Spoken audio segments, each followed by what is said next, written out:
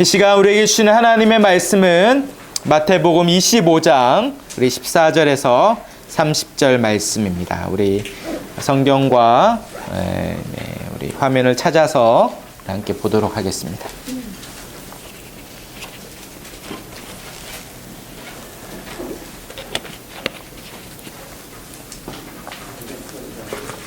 우리 마태복음 25장 우리 14절에서 30절 저랑 같이 한 절씩 번갈아 읽도록 하겠습니다. 제가 14절 먼저 읽겠습니다. 또 어떤 사람이 타국에 갈 때에 그 종들을 불러 자기 소유를 맡김과 같으니 재능대로 한 사람에게는 근 5달란트를, 한 사람에게는 2달란트를, 한 사람에게는 1달란트를 주고 떠났더니 5달란트 받은 자는 바로 가서 그것으로 장사하여 또 5달란트를 남기고 2달란트 받은 자도 그같이 하여 또 2달란트를 남겼으되 1달란트 받은 자는 가서 땅을 파고 그 주인의 돈을 감추어 두었더니 그 종들의 주인이 돌아와 그들과 결산한세 5달란트 받았던 자는 5달란트를 더 가지고 와서 이르되 주인이여 내게 5달란트를 주셨는데 보소서 내가 또 5달란트를 남겼나이다. 그 주인이 이르되 잘하였도다. 착하고 충성된 종아 내가 적은 일에 충성하였음에 내가 많은 것을 내게 맡기리니 내 주인의 즐거움에 참여할지어다 하고 2달란트 받았던 자도 와서 이르되 주인이여 내게 2달란트를 주셨는데 보소서 내가 또 2달란트를 남겼나이다. 그 주인이 이르되 잘하였도다. 착하고 충성된 종아 내가 적은 일에 충성하였으니 내가 많은 것을 내게 맡기리니 내 주인의 즐거움에 참여할지어다 하고 1달란트 받았던 자는 와서 이르되 주인이여 당신은 굳은 사람이라 심지 않은 데서 거두고 해치지 않은 데서 모으는 줄을 내가 알았으므로 두려워하여 나가서 당신의 달란트를 땅에 감추어 두었었나이다. 보소서 당신의 것을 가지셨나이다. 그 주인이 대답하여 이르되 악하고 게으른 종아 나는 심지 않은 데서 거두고 해치지 않은 데서 모으는 줄로 내가 알았느냐. 그러면 내가 마땅히 내 돈을 취하는 자들에게나 맡겼다가 내가 돌아와서 내 원금과 이자를 받게 하였을 것이니라 하고 그에게서 그 1달란트를 빼앗아 10달란트 가진 자에게 주라. 무릇 있는 자는 다가 풍족하게 되고 없는 자는 그 있는 것까지 빼앗기리라. 같이 읽겠습니다. 이 무익한 종을 바깥 어두운 데로 내쫓으라. 거기서 슬피 울며 이를 갈리라 하니라. 아멘. 네, 우리 비교 불가 시리즈 우리 5번째 시간입니다. 네, 제 얼굴 다 보이시나요? 네. 제가 이쪽으로 좀 더 깎아요. 네. 2주 동안 보고 싶으셨을 텐데, 네, 얼굴을 보여드려야겠다. 네, 싶습니다. 네, 우리 먼저 감사드릴 것은 기도해 주셔서 지난 2주간 미국에서 그 과정을 잘 마치고 어제 저녁에 귀국해서 무사히 잘 왔습니다. 우여곡절이 미국에서 오는데 고속도로 사고도 나고 저희가 아니라 다른 사고가 나서 정체돼서 비행기 체크인 10분 전에 도착해가지고 와서 한 분은 못 오셨어요. 오버부킹 돼서. 그래서 못 올 뻔했는데 기도해 주셔서 끝까지 기도하라고 해서 잘 갔다 왔습니다. 네, 미국 물 먹고 오니까 좀 환해 보입니까? 그래서 보고 싶었고, 제 없는 기간에 우리 사역자들을 비롯해서 온 성도들이 너무 잘 교회를 지켜주셔서 무탈하게 너무 평안하게 교회가 더 잘 된 것 같습니다. 그래서 너무 감사하게 갔다 온 것 같습니다. 네. 우리 계속해서 우리 비교 불가 시리즈 보고 있는데요. 우리 몇 주간 우리 마태복음 25장에 있는 우리 달란트 비유로 말씀을 나누고 있습니다. 특히 오늘 14절에 보면 또 무엇과 같으니 이렇게 시작하거든요. 그래서 이것은 앞에 계속 얘기했던 이 하나님 나라에 대한 것을 비유로 말씀하시는 내용입니다. 25장 1절에는 이제 열처녀 비유가 시작되는데, 그때 1절에 보면 이렇게 시작하죠. 마태복음 25장 1절인데, 그때 천국은 마치 등을 들고 신랑을 맞으러 나간 열처녀와 같다 하리니. 천국은 마치, 노래도 있던데, 천국은 보이지 않으니까 천국, 하나님은 하늘에 계시다고 생각하니까 하늘나라고, 한자로는 천국이고 하나님 나라죠. 그래서 하나님 나라는 눈에 보이지 않는 영적인 나라이기 때문에 그것을 설명하기가 너무 어려운 거예요. 그래서 예수님이 택한 방법이 비유라는, 빗대어 설명하는 것입니다. 그래서 천국은 어떤 곳인가 설명하는 중에 오늘 달란트 비유도 바로 하나님 나라에 대해서 설명하고 있는 거죠. 왜냐하면 성경 전체의 주제가 이 하나님 나라에 관한 것이거든요. 창세기 1장에 이제 태초에 하나님이 천지를 창조했다라는, 세상을 창조한 것도 하나님 나라를 창조한 거예요. 그래서 이 하나님 나라의 시작이죠.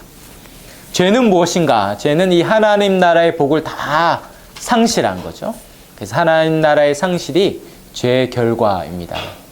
그리고 예수님이 이 땅에 굳이 오셔야 됐던 것도 이 하나님 나라를 회복하기 위해 오신 것이고, 우리가 마지막 날에 우리의 개인적인 종말인 죽음이나 아니면 주님이 다시 오신다 하셨기에 재림하시는, 다시 오시는 우주적인 종말이나 그때가 되면 이 하나님 나라가 완전히 완성될 것이죠.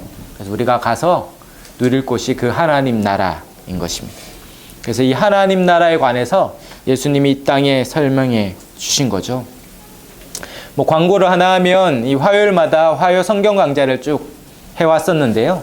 지난 2년 넘게 해왔었는데, 다음 주부터 이 화요 성경 강좌가 이 하나님 나라에 대한 것입니다. 특별히 가장 핵심적인 본문인 이 사복음서, 이 예수님을 한 복음서만 다루기에는 너무 그 내용이 크고 중요하기 때문에 4명의 저자가 이 사복음서를 우리에게 줄 만큼 중요하죠. 바로 예수님이 가져오신 이 하나님 나라에 대해서 우리가 다음 주부터 보려고 합니다. 그래서 여기 계신 분도 많이 등록하셨는데, 함께 이 사복음서에 나타난 예수와 하나님 나라가 무엇인지를 우리가 구체적으로 배우는 기회가 될 것 같습니다. 그 중에 오늘 비유는 뭡니까? 바로 하나님 나라의 마지막이 종말에 대한 말씀이죠.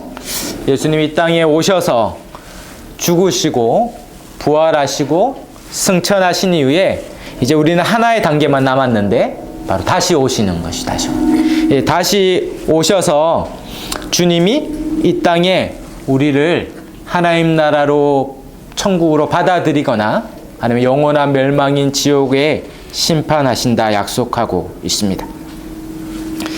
사람들은 그날이 언제인지 궁금하죠. 그런데 마태복음 우리가 읽진 않았지만 바로 앞에 24장 36절에 보면, 그러나 그날과 그때는 아무도 모르나니 하늘의 천사들도 아들도 모르고 오직 아버지만 아시느니라.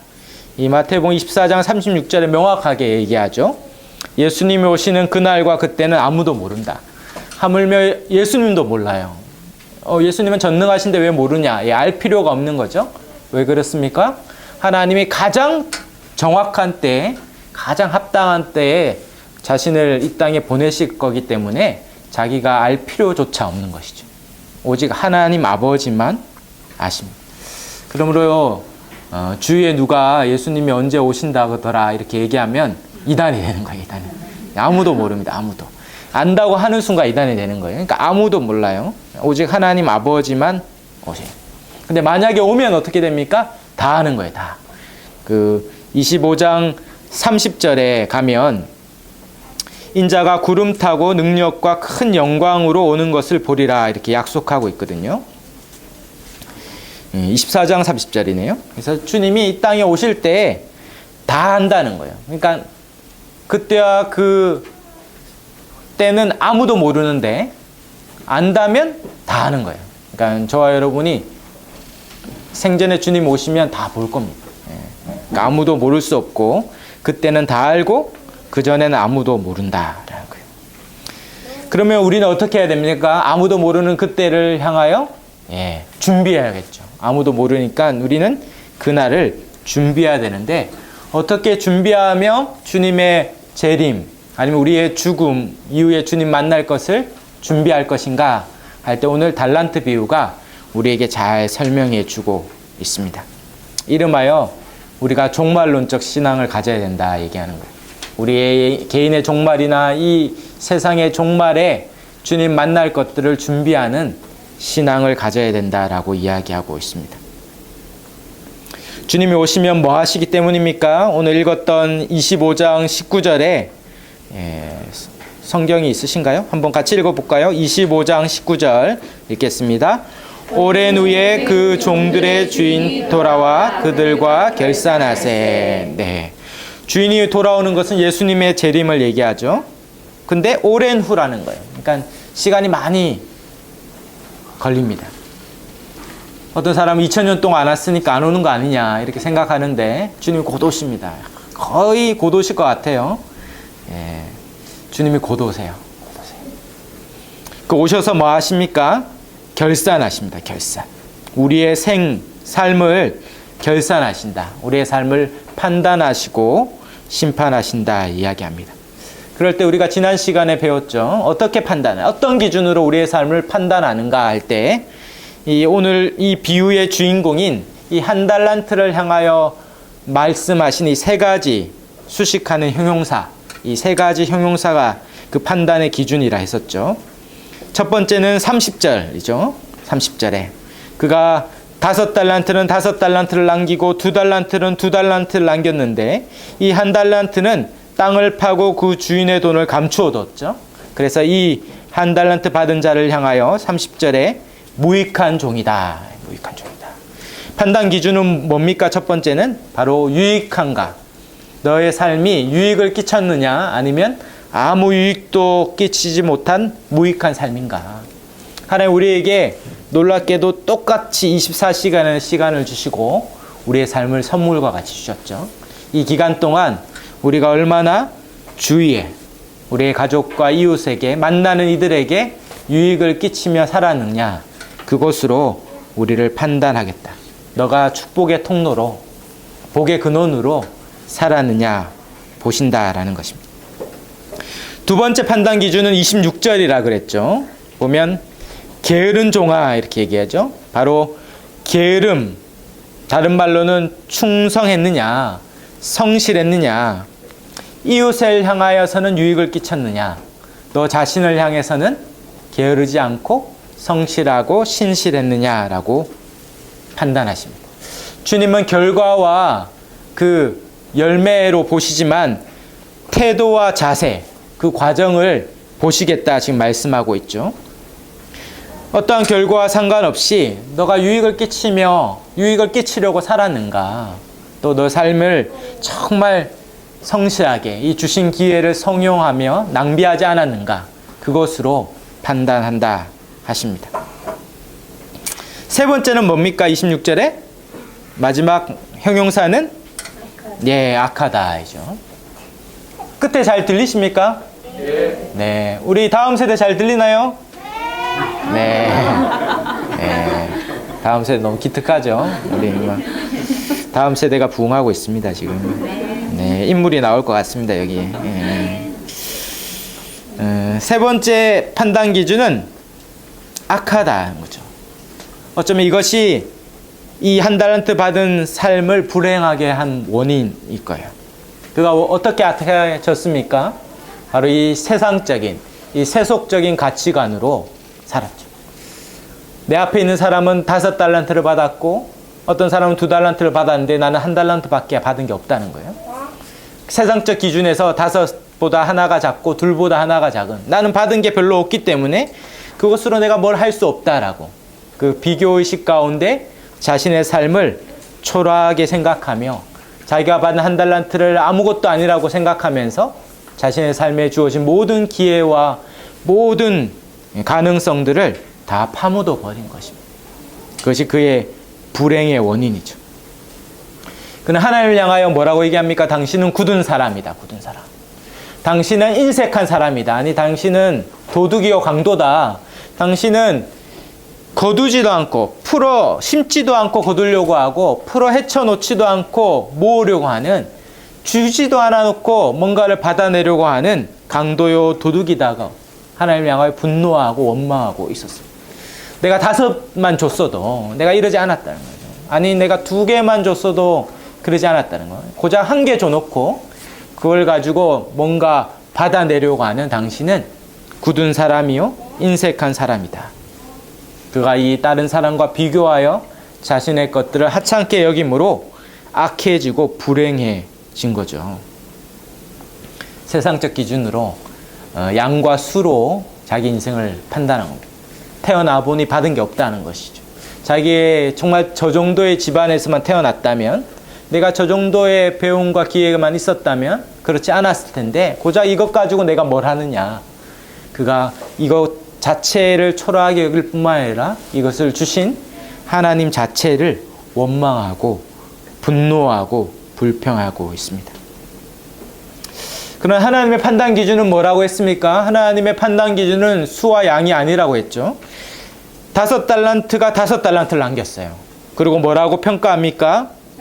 21절이죠. 잘하였도다 착하고 충성된 종아. 이렇게 얘기했어요. 그리고 2달란트 받은 자도 2달란트를 남겼어요. 그때 평가가 뭡니까? 23절에 동일하게 착하고 충성된 종이죠. 거기에 한글 성경도 영어 성경도 원문으로 기록된 이 그리스어 성경도 보면 토시 하나 틀리지 않아요.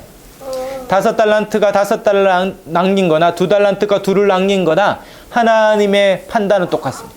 5은 똑같이 5이나 2이나 하나는 다 작은 것이고, 또 10이나 4은 다 큰 거예요. 그럼 1달란트 받은 자에게도 뭘 요구합니까? 그가 어마어마한 걸 남기는 게 아니라 그가 주신 그 1달란트를 잘 선용하여 1달란트를 남겼다면 하나님은 똑같이 칭찬과 하나님의 인정과 하나님의 상이 주어진다는 거죠.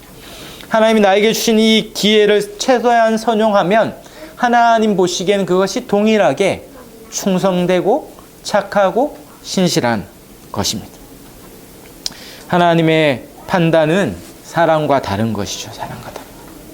아마 그랬을 거예요. 얘는 5을 잘 다루는, 동시에 5을 잘 다루는 사람이고, 이 사람은 5은 못하지만 2은, 이 멀티태스킹 능력이 있어 2은 잘하는 사람. 근데 얘는 여러 가지는 아니고 하나는 집중해서 잘하는. 다이아몬드 같은 하나를 준 거죠. 그래서 각자에게 맞는 각각의 재능대로 줬다 하니까 각각 하나님 보시기에 가장 합당한 걸 주셨다라고 믿는다면 그것을 선용할 때 하나님의 칭찬과 평가가 동일하다는 거죠. 근데 그가 세상적 관점으로 비교하면서 나는 받은 것이 없다, 초라하게 여기는 순간 자신에 있는 모든 기회를 낭비한 것입니다. 그 아마데우스라는 영화가 있잖아요. 아마 보신 분도 계실 텐데, 이게 1984년에 개봉한 이 볼프강 아마데우스 모차르트라는 이 천재 음악가를 다룬 영화죠. 영화. 보니까 검색해 보니까 영화사에 남을 만한 작품이다 이렇게 평가하더라고요. 아카데미상을 5개나 받고 작품상이나 나무주연상을 받았어요. 근데 나무주연상을 누가 받았냐면 이 아마데우스 모차르트를 연기한 배우가 받은 게 아니고 살리엘이라는 사람이 받았어요. 이게 주인공이 모차르트를 다루는 건데 주인공이 살리엘이라는 사람이라는 거죠. 살리엘은 이 모차르트 당대의 이탈리아의 유명한 작곡가이자 궁정악사였던, 오스트리아의 궁정악사였던 사람입니다. 그 당시에 실존 인물인데 유명한 사람이었어요. 그래서 궁정에서 연애를 집례하고 했던 아주 유명한 음악가이고 작곡가고 지휘자고 이런 사람이었죠. 근데 이 사람이 가진 특별한 재능이 뭐냐면 천재를 알아보는 재능이 있어요. 그래서 이 모차르트, 20대 모차르트가 허랑방탕한데 그가 만든 음악이 천재적인 것을 알아볼 수 있는 눈이 있었다는 것이죠. 근데 이 모차르트를 그래서 등용하죠. 근데 이 모차르트를 보면서 문제는 비교하기 시작합니다. 그러면서 불행해지기 시작했습니다. 이 살리라는 사람은 이 궁정에 또 당시 미사 같은 때 음악을 만들 때 기도하고 하나님의 영광을 위해 이 작품을 쓰게 해달라고 기도하고 그렇게 노력해서 한 작품을 겨우 쓰는데 이 모차르트는 그냥 쓱 쓰면 그게 걸작품 되는 거예요. 정말 자기는 성실하고 열심히 해서 만드는데 얘라 그러면 안 되죠. 이분은 술집에서 막 하인 엉덩이 치면서 막 만드는데 그게 막 작품이 되니까 이 살리에리 미쳐버리는 겁니다. 미쳐버려요. 점점 이 모차르트와 비교하면서 자신이 점점 초라해지고 열등감에 빠지기 시작했어요. 모차르트는 자기처럼 열심히 하지도 않고 자기처럼 경건하지도 않고 노력하지도 않는데 왜 자기는 이 모차르트를 따라갈 수 없는가? 아무리 노력해도 더 노력해도 도저히 모차르트를 따라갈 수 없는 거죠. 그때부터 그가 자신의 자체의 낙심한 정도가 아니라 하나님을 향하여 원망하기 시작했습니다. 왜 나 같은 사람에게는 1달란트도 안 주고 저 모차르트에게는 5달란트나 줬냐는 거죠. 그래서 야사에 보면 이 살리엘이 이 모차르트를 독살했다라는 이 야사가 있는데 그걸 가정한 영화의 장면이 나옵니다. 그리고 모차르트를 죽이고 이후에 그 죄책감 때문에 36년 동안 방황하다가 결국 정신병원에 들어가게 됐죠. 그리고 이게 마지막 장면이 되게 유명한데 이 살리엘의 머리가 하얀 노파로 등장합니다. 그리고 이제 고해성사를 하려고 신부를 앞에 두고 신부가 믿는 하나님을 막 조롱하면서 하는 이 대사가 유명하죠. 제가 한번 읽어드리면 내가 오직 원했던 것은 하나님을 찬양하는 것이었어. 그런 열망을 주시면서도 나를 벙어리로 만든 하나님을 저주하오. 당신의 하나님은 참으로 인색한 하나님이에요. 그 영광이 찬란하면서도 나누어 주지 않고 그러면서도 영광을 받으려고 하는 인색한 하나님이에요. 나는 이 비범하지 않은 평범한 사람들의 대변자라오. 나는 그들의 수호 성인이요. 그렇게 막 비웃으면서 그 방을 떠나는 것으로 이 영화가 끝이 납니다. 그 얼굴이 이제 악마의 모습으로 바뀌는 거죠. 하나님과의 관계가 끊어지고 스스로 하나님 주신 것들을 하찮게 여기면서 분노만 가득 찬 이 악마의 얼굴을 하면서 마칩니다. 제가 좀 지나서 이 영화를 봤는데 그걸 보면서 나는 저렇게 인생을 마무리하면 안 되겠다 이런 생각을 했던 것 같아요.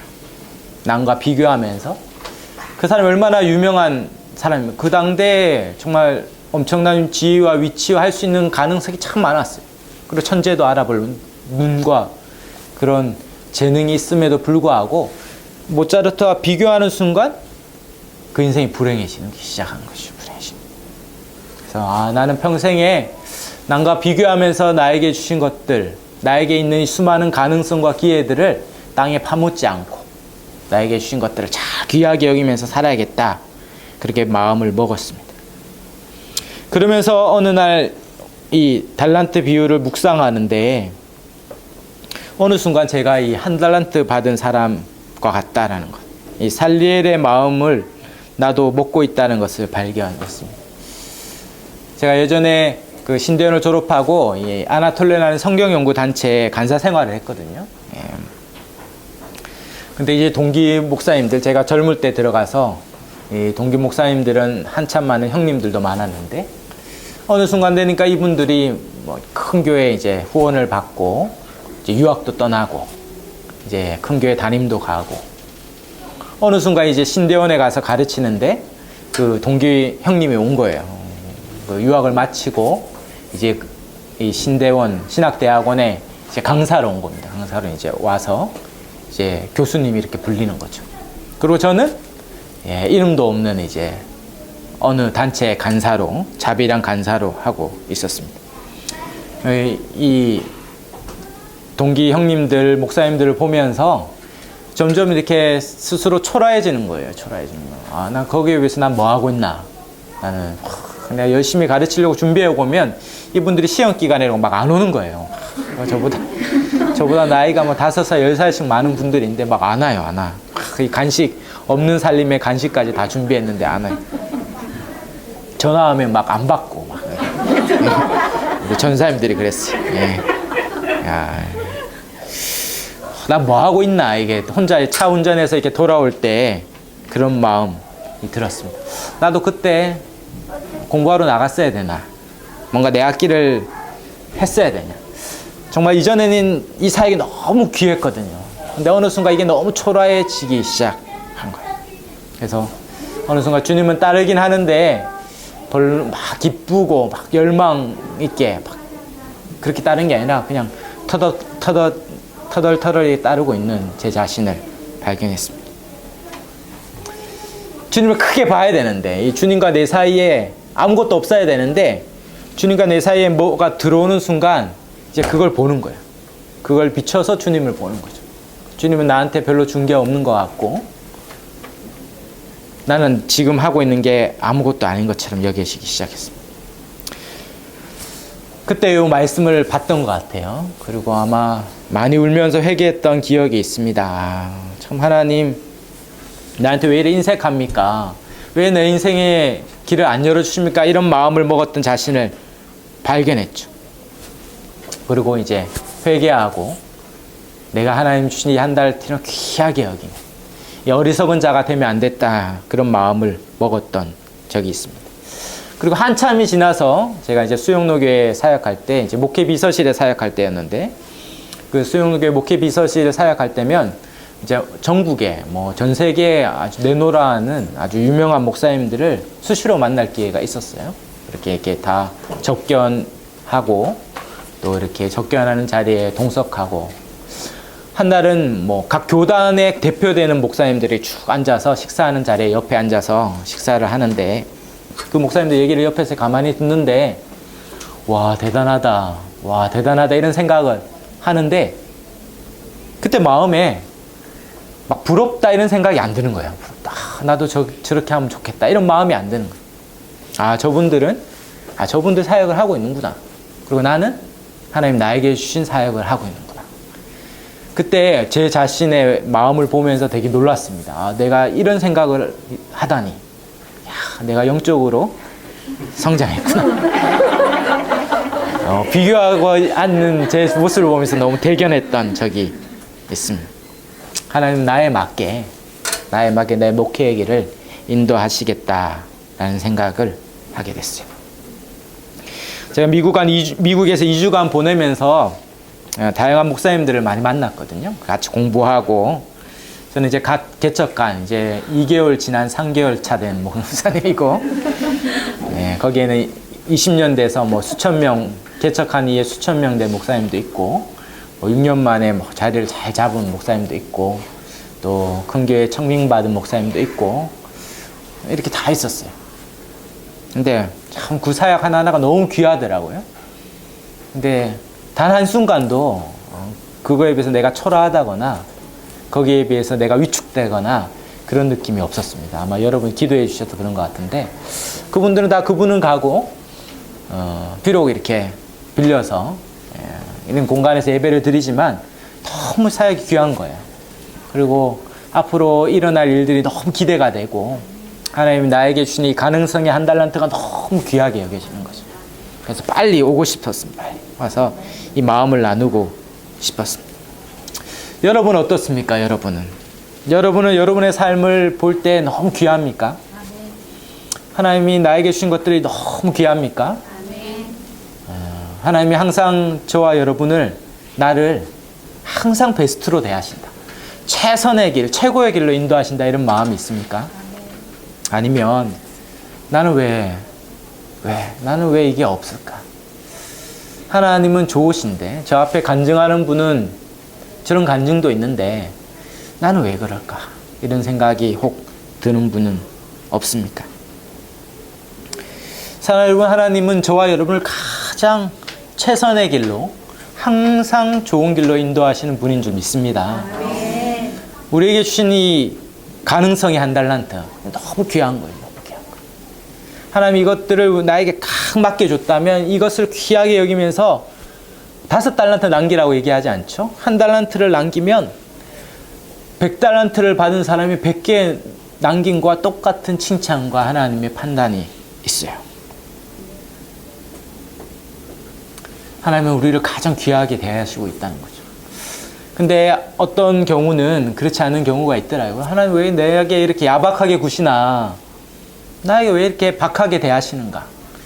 항상 내 삶은 하나님 너무 고달프게 인도하는 것 같고, 돌아가는 것 같고, 더디가는 것 같고, 안 되는 게 계속되는 것 같고, 이 생에는 안 되는가 보다. 다음 생애가 오는데 어떡하죠? 이 생애야 안 되는가 보다. 그런 부정적인 마음 때문에 실상은 나에게 준 이 한 달란트를 못 보고 있는 거야.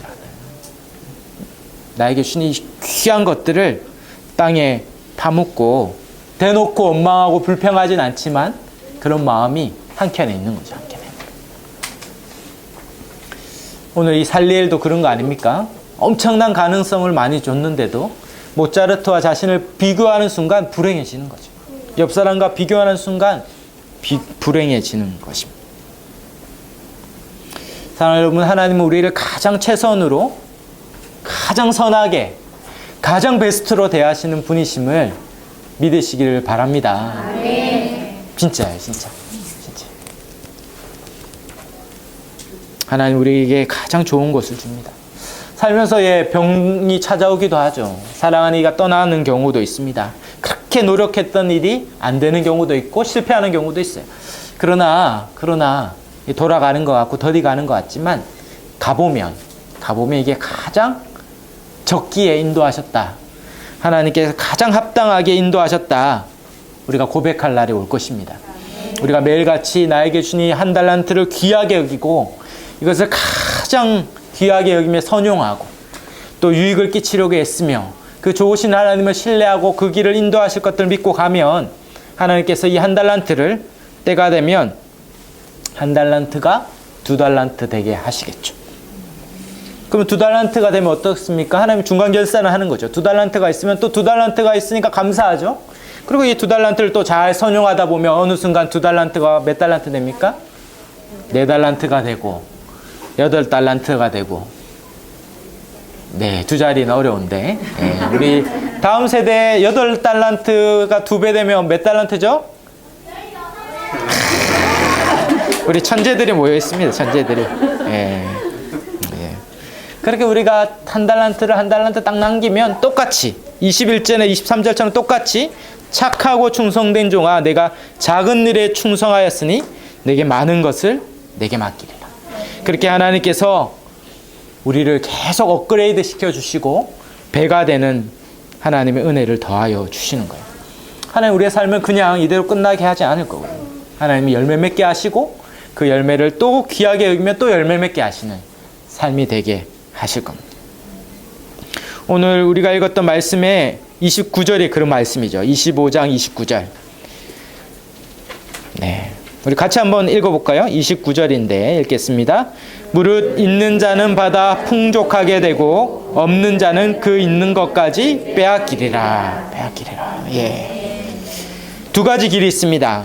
나에게 주신 것을 귀하게 여기고 그것을 선용하고 유익을 끼치며 충성할 때 있는 자는 더 풍족하게 되죠. 2달란트가 되고 4달란트가 되고 8달란트가 돼요. 그러나 그것을 원망하고 불평하고 하찮게 여기고 땅에 파묻으면 그 있는 것까지 빼앗기는 삶이 됩니다. 이 두 갈래 중에 어느 길을 가시겠습니까? 점점 풍성해지는 길을 가겠습니까? 아니면 점점 삶이 쪼그라드는 삶을 살겠습니까? 하나님이 점점 우리를 풍성하게 하죠. 시편에 보면 100편에 4절 말씀이 있어요. 시편 100편 4절의 유명한 말씀인데 제가 읽어드릴게요. 감사함으로 그의 문에 들어가며 찬송함으로 그의 궁전에 들어가서 그에게 감사하며 그의 이름을 송축할지어다. 감사함으로 그의 문. 하나님께 나아가는 그 길엔 센서가 있는데 이 감사라는 게 감사. 제가 뉴욕 공항에서 이제 나오는데 이제 검사하죠. 이게 큰 원통에 전신 검사하더라고요. 신발도 벗고 되게 굴욕적일 때 신발도 벗고 이렇게 두 손 들고 이렇게 검사하는데 그 앞사람은 쭉 이게 통이 돌면서 검사되는데 저는 섰는데 이게 안 되는 거예요. 안 되는 거예요. 그러니까 그분이 얘기하더라고요. Here, put your feet. 발을 거기 놓으라고. 여기서 제가 알아들었습니다. 그래서 보니까 이 노란색 발바닥이 2개 있는데 여기에 발을 정확하게 안 놓으니까 안 도는 거예요. 그래서 다시 발을 노란색 발바닥 2개 딱 놓으니까 얘가 윙 돌면서 딱 검사가 되더라고요. 하나의 문을 딱 들어가는데 그 문이 열리는데 어떻게 열립니까? 예, 감사함으로. 감사라는 그 센서에 발을 딱 둘 때 문이 탁 열리는 거예요. 원망하고 불평하고 낙심하고 스스로 분노하면 그 문이 안 열리는 거예요. 근데 하나님 나에게 주신 한 달란트를 귀하게 여기고 감사함으로 그 문에 딱 설 때 센서가 작동하여 문이 탁 열리는 거죠. 여러분, 우리의 삶에 감사가 있습니다. 감사. 당연히 비행기가 타면 비행기가 가겠지. 당연히 착륙하겠지. 근데 비행기는 차 사고보다 더 많이 일어나거든요. 확률상. 그러니까 항상 그렇지 않은 거죠. 항상 건강한 것도, 항상 삶이 하루가 내일도 주어지는 게 아닙니다. 모든 삶이 하나부터 10까지 감사할 밖에 없죠. 감사. 내 삶을 주신 이 모든 것이 감사라는 문에 딱 쓰면 우리에게 축복의 문이 열리는 거죠. 축복의 문. 앞에 홍해가 있고 뒤에는 애국 군대가 쫓아오는 그 순간 모세가 어떻게 합니까? 지팡이를 들고 하나님 앞에 감사함으로 나아갈 때 홍해가 열렸거든요. 먹을 양식이 없을 때 모세가 감사함으로 기도하자 하늘에서 만나가 비같이 내렸습니다. 그가 감사함으로 반석을 치자 물이 쏟아져 나왔죠. 예수님이 이 남자 5,000명이 되는 이 광야에 먹을 것이 없을 때 아이의 오병이어 도시락을 가져왔을 때 어떻게 합니까? 예, 축사하시죠. 감사함으로 기도할 때 오병이어로 수천 수만 명이 먹었습니다. 우리의 삶의 문이 어디에서 열립니까? 예, 나에게 주신 한 달란트를 감사함으로 받을 때 축복의 문이 열리죠. 그럴 때 가진 자는 더 가지고 없는 사람은 있는 것 같이 빼앗깁니다. 감사의 문을 활짝 열고 뒷문을 막아야 됩니다. 뒤에는 불평의 문을 닫아야 돼요. 그래서 감사로 많이 받고 불평으로 조금 나가면 남는 게 많죠. 그래서 갈수록 더해지는데 어떤 사람은 기본적으로 원망과 불평이 많으신 분이 있더라고요. 그럼 감사 문이 작아요. 뭐야? 들어오는 게 적은데 나가는 건 많아. 그러니까 점점 비고 있는 것까지 빼앗기는 거죠. 우리의 삶의 이 모든 것을 감사로 받을 때 우리의 삶이 더 풍족해지는 것들을 경험하는 것입니다. 제가 어떤 목사님이 만든 잠언인데 너무 좋아서 늘 기억하는 것입니다. 하나님의 축복은 감사의 문으로 들어오고 불평의 문으로 나간다. 제가 늘 이걸 믿습니다. 하나님의 축복은 감사의 문으로 들어오고 불평의 문으로 나간다. 정말 불평이 직감적으로 불평할 상황이 오죠. 그러나 내가 입 밖에 내지 않는 거예요. 내는 순간 그게 내 귀로 또 들어와서 또 더해지는 거잖아요. 불평할 수. 애가 유리잔을 깨고 망가뜨리고 남편과 아내가 또 계획했던 일들이 틀어질 때 불평할 수 있죠. 원망할 수 있어요.